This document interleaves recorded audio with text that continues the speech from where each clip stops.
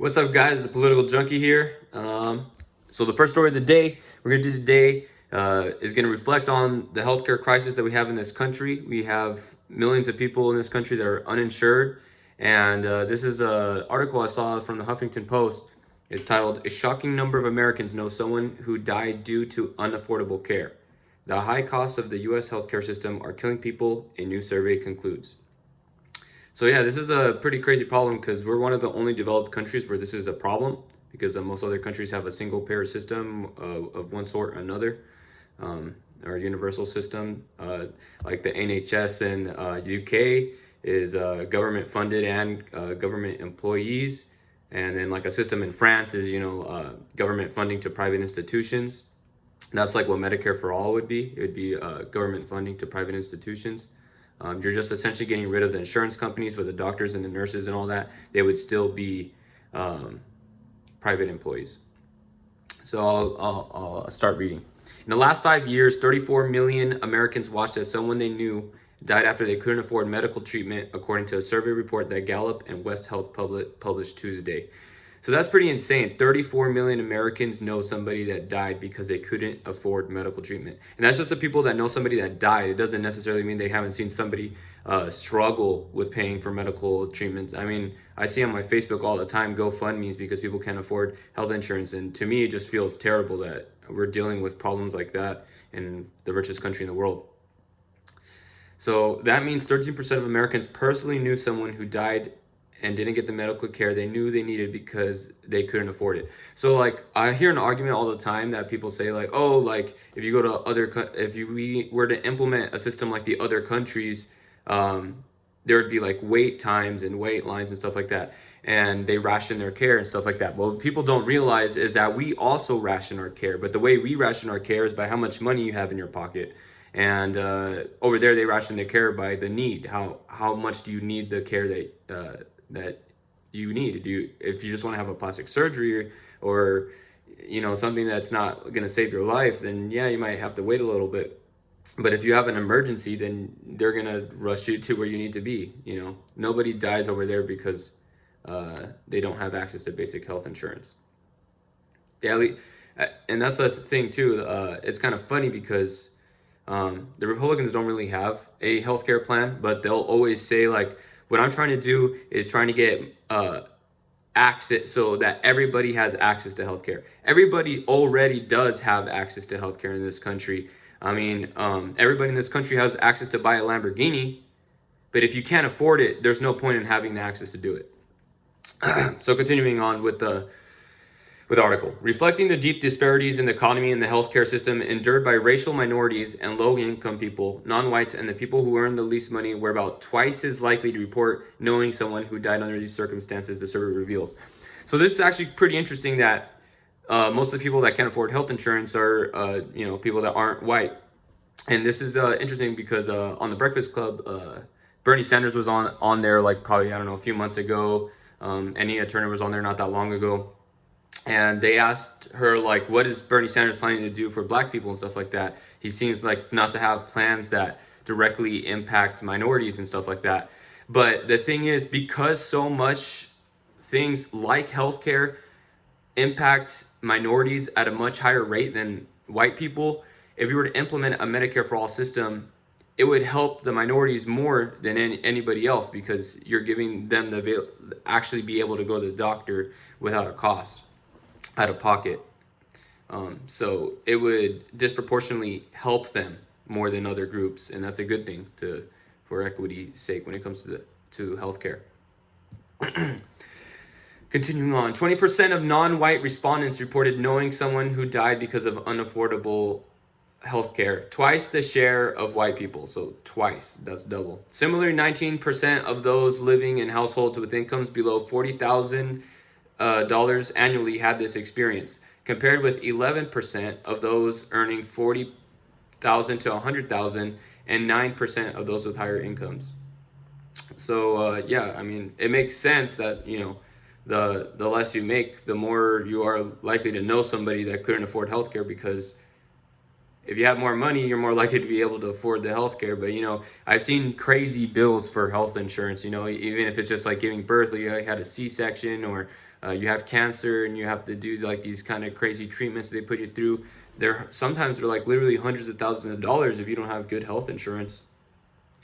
So yeah, and that's another argument that I want to get to, because some people say like, oh, if we were to move to a single payer system, it would remove the choice.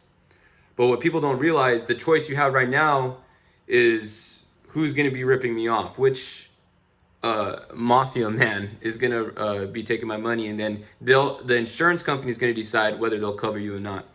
Where under the bills that have been released, especially Senator Sanders and Representative Pramila Jayapal's bills that have been proposed, it covers all your basic needs. So literally, like, your choice is everything. You're going to be able to keep your doctor and go to whatever hospital you need to go to. Whereas most private insurance companies, they tell you can only go to this hospital or this clinic. This is the doctor that's going to be under your plan, and stuff like that. So I feel like you'll actually have more of a choice when you have a universal healthcare system than with the private insurance healthcare system, because their main motive is to make profit. Whereas if we were to go to a universal healthcare system, that motive is erased, and the only motive is to make you a healthier human being.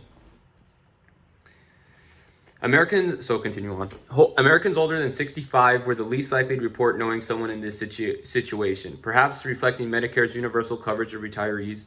Among adults ages 18 to 44, 17% said they knew someone who died because of high healthcare costs, more than the 12% of those 45 to 64, and 7% of people older than 65. So yeah, it looks like a lot less people above the age of 65 know somebody that couldn't afford health insurance, because a lot of them have Medicare, which is the health insurance program that covers everybody that's above the age of 65. And right now, I don't think it covers everything, because if you read into the Medicare for All bill, it expands it so that it covers dental, hearing, and eyeglasses and stuff like that. So it doesn't cover those kinds of things. But yeah, it's one of the most approved government programs in the United States. It's like right below Social Security.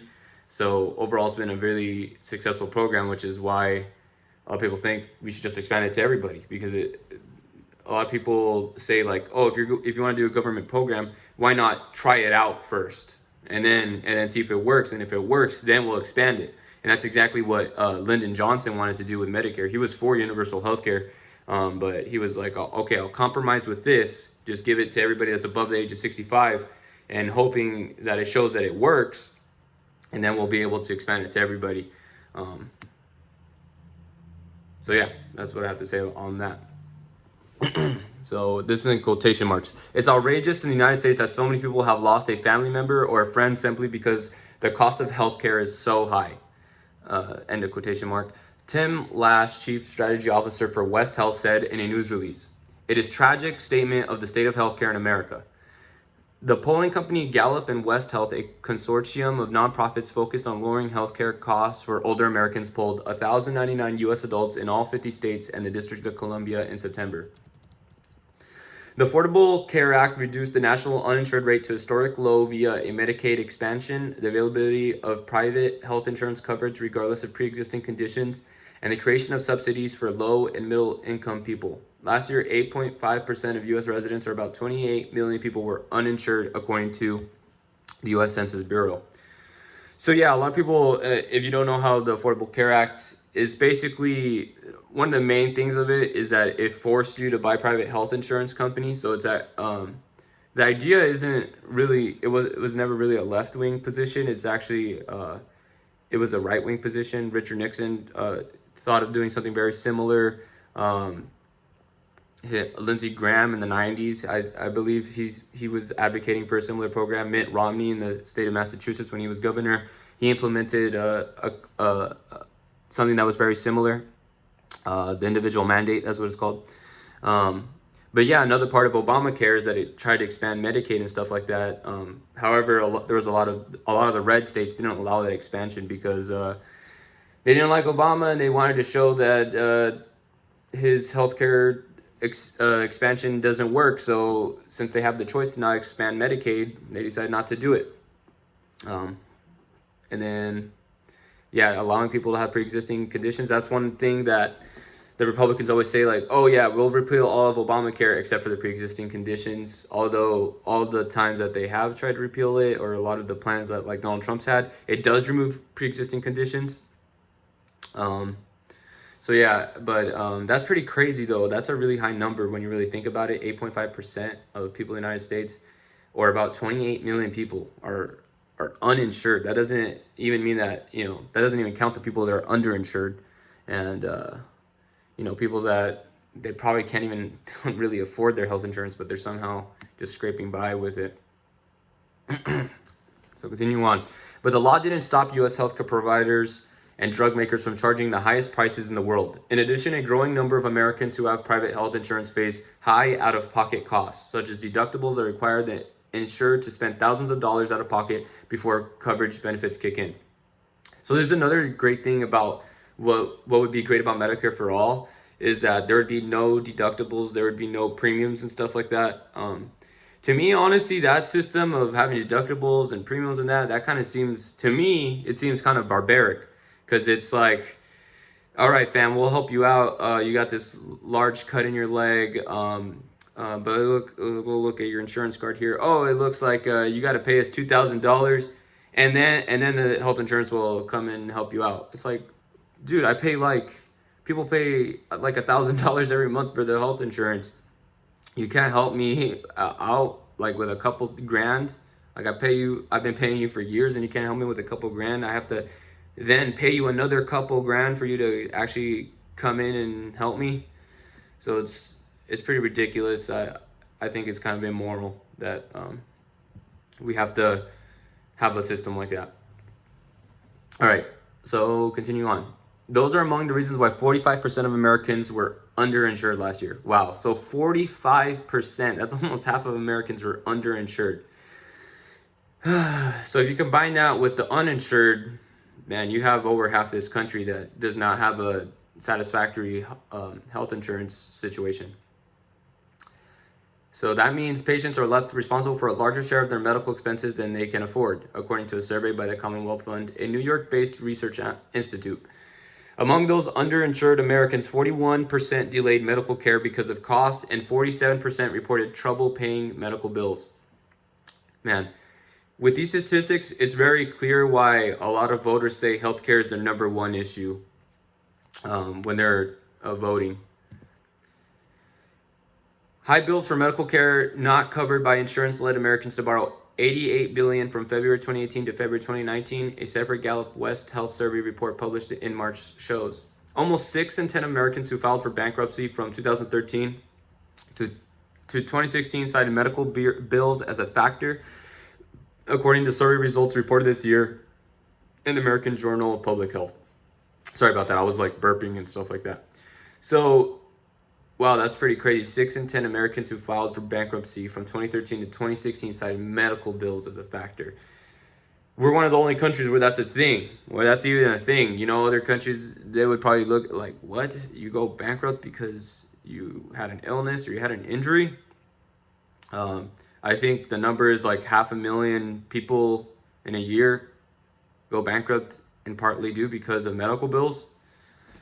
Man, that's really tough, just knowing those facts. So that's everything from the article. I just thought I wanted to share it just to highlight, maybe for some people that don't know the kind of situation that's going on in the United States, or if you haven't really been paying attention to the healthcare. Like, I support Medicare for All, so like the difference between the system we have now and what Medicare for All would do. If you guys think there's any other solution to the problem, or if you guys just have any opinion on the matter, leave a comment below, like and subscribe. I hope you guys are enjoying what I'm doing. All right, have a good one.